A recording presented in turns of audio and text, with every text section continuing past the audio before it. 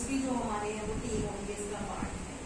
तो अपग्रेड करें अपने आप को टीम ओटीएस के साथ, और इसके लिए टीम बिल्डिंग एक एक्टिविटी है जो मैं आपके साथ करना चाहती हूँ, और मैं देखूंगी कि आप कैसा पार्टिसिपेट करते हो। ठीक है, इस एक्टिविटी के लिए हमें अगर आप बाहर जाना पड़ेगा तो आ जाए।